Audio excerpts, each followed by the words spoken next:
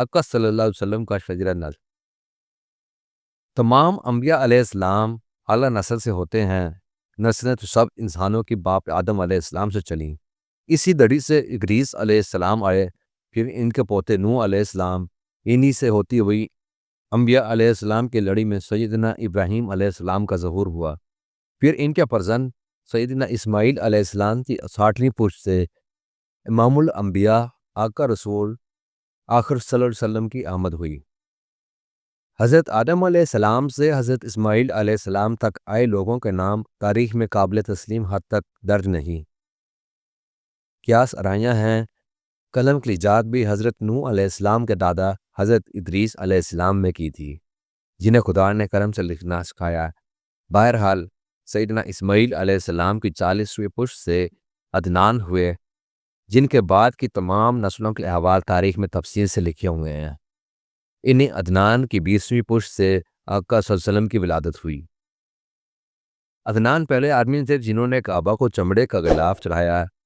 عدنان عدن سے ماخوذ ہے، جس کے معنی ہیں قیام کرنے والا۔ یہ 6 صدی قبل مسیح میں شاہ بابل اور عراق بخت نصر کے ہم عصر تھے۔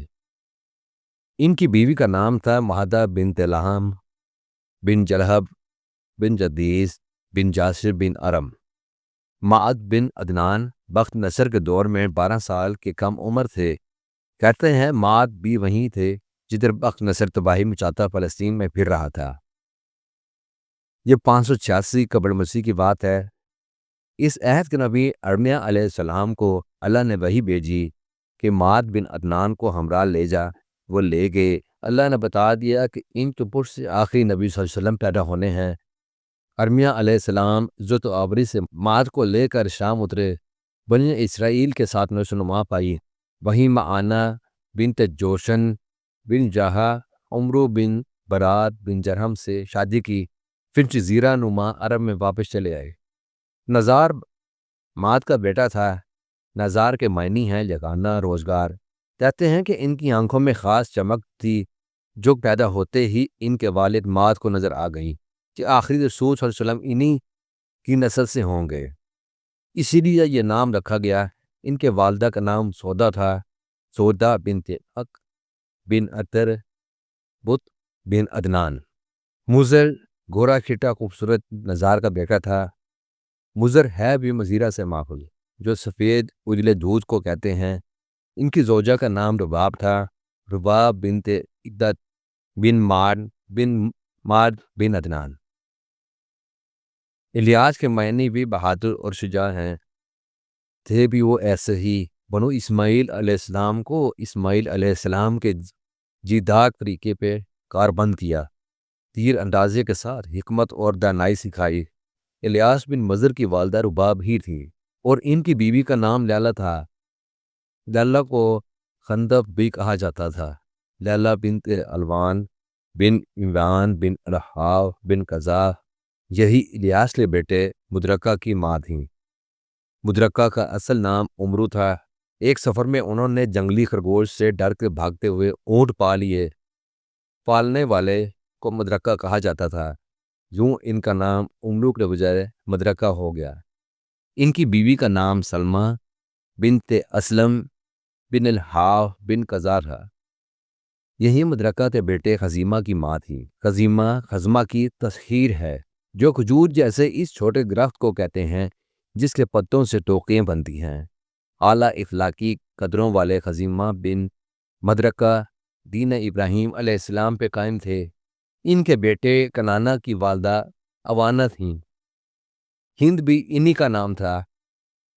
بنت سار بن کیس بن اعلان۔ کنانہ تیروں بھرے ترکش کو کہتے ہیں۔ اپنی قوم کے لیے وہ امن کی ضمانت تھے، بہادر، قوی، معزز اور علم و گیان والے۔ کہتے ہیں انہیں ایک بار خواب میں پوچھا گیا کہ ان میں سے کیا چاہیے، چاہو چشم، امارت یا مال و متاع۔ انہوں نے خواب ہی میں جواب دیا، یہ ساری چیزیں۔ کہتے ہیں یہ سب نعمتیں قریش کو ودیعت ہوئیں۔ کنانہ بن خزامہ کے بیٹے نذر کی ماں تبرہ تھیں۔ تبرہ بنت مرا بن ازبن تانجہ۔ نذر کا چہرہ بہت خوابناک اور تروتازہ تھا۔ کہتے ہیں ان کا چہرہ دیکھ کے ہی ان کا نام رکھا گیا۔ کہا جاتا ہے انہی کا لقب قریش تھا۔ نضر کے بیٹے مالک کی ماں کا نام عاتقہ تھا، جو اکرشا بھی کہلاتی تھیں۔ بنت عدوان جنہیں حارث بھی کہا جاتا تھا، بن عمرو، بن قیس، بن اعلان، بن مزرہ۔ مالک کی کنیت ابو حارث تھی۔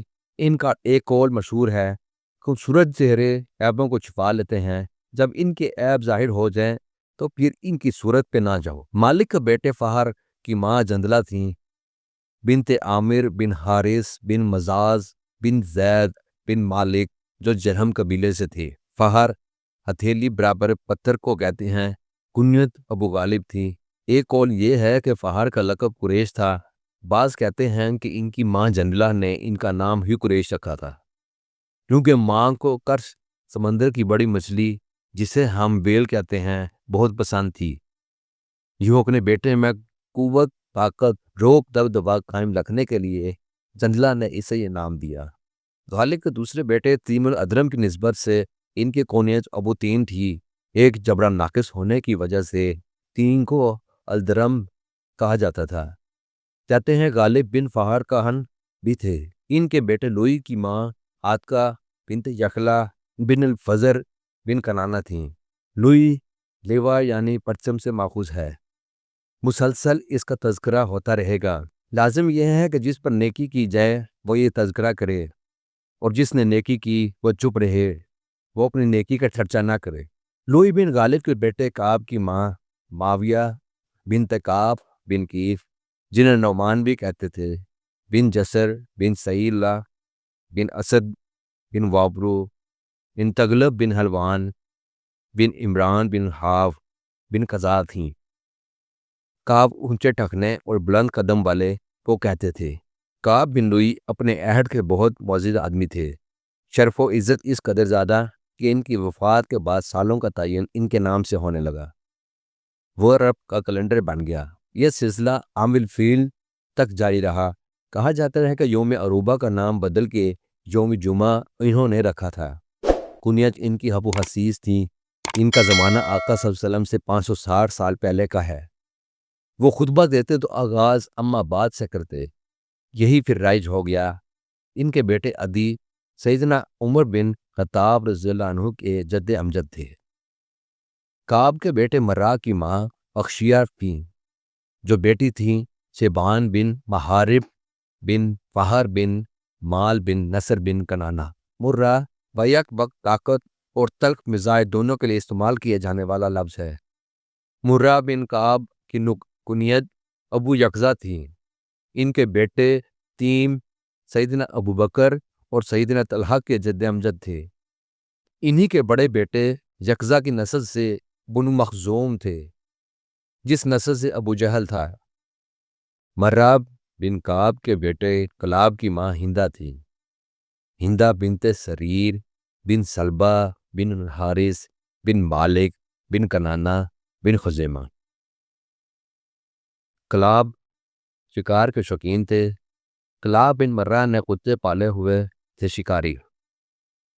ابن مرہ کا نام لوگ بھول گئے، کلاب کے نام ہی سے مشہور ہو گئے۔ ان کی کنیت ان کے بڑے بیٹے زہرہ کے نام سے ابو زہرہ تھی۔ یہ پہلے شخص ہیں جنہوں نے سونے کی 2 تلواریں خانہ خدا کے اندر سجائیں۔ انہی کے نامور دوسرے بیٹے کا نام تھا قصی۔ بہت شکریہ۔